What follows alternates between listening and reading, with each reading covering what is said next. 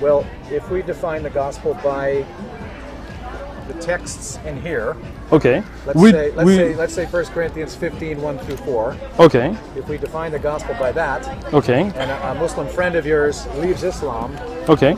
and says, I'm now a Christ follower. Okay. Now, use the word apostasy. Do you use that word? It's an English word, but okay. We say murtad. What word do you use? Murtad. So he becomes a heretic. No, a heretic is, I mean, these are all English words, right? Usually heretic used for mubtadi', like person of bid'ah, who is innovator. But we say the word murtad. Murtad means somebody in English would be who becomes an apostate. Okay. So you're saying like I'm in Balboa Park, I see a Muslim who used to be a Muslim guy, tell me, hey, I don't believe in Islam anymore, I'm a Christian.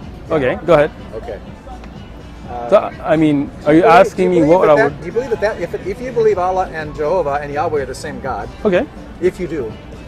So I believe that what was referred to in the Old Testament and the New Testament as Eloh or Jehovah was referring to Allah, yes. Okay. So the biggest problem you would have with this man who has now followed Jesus and has left Islam, your biggest problem is that he's not actually following Jesus. He's not abiding by the teachings of the Quran. He's not abiding by what Mohammed taught. Is that the biggest problem you have with him? So I have two big problems there, right? First is that he's not actually following what Jesus taught, right? Because I believe this Bible today has been corrupted.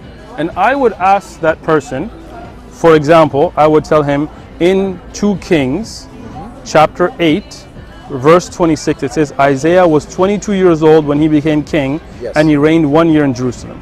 Right? In that same Bible that I'm holding in front of you, in 2 Chronicles, 2 Chronicles, in chapter 22, verse number 2, it says Isaiah was 42 years old.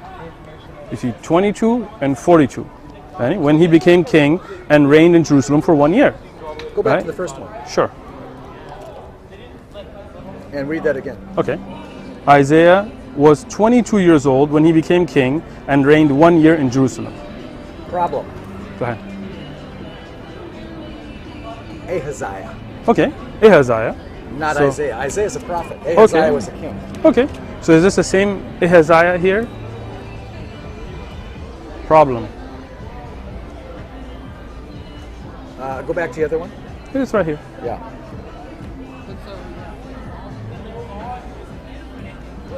That's a problem, yeah. It's a problem, right?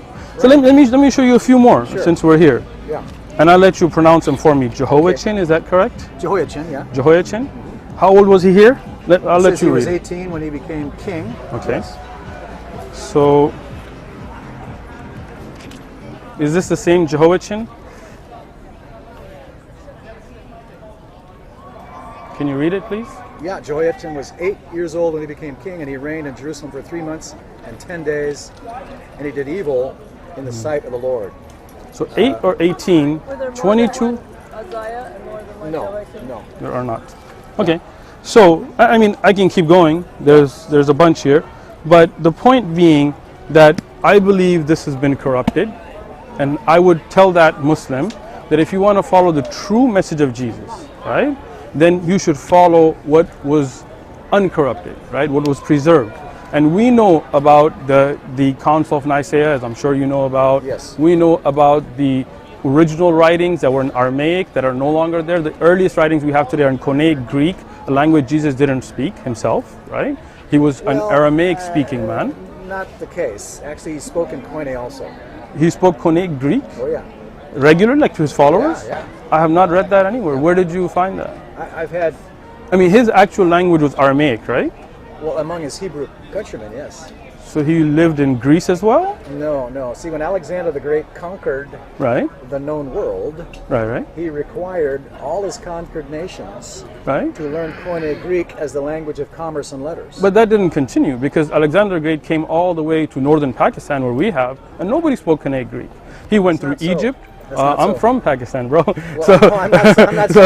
I'm just saying, do you have historic evidence that Jesus himself spoke Koine Greek? Yes.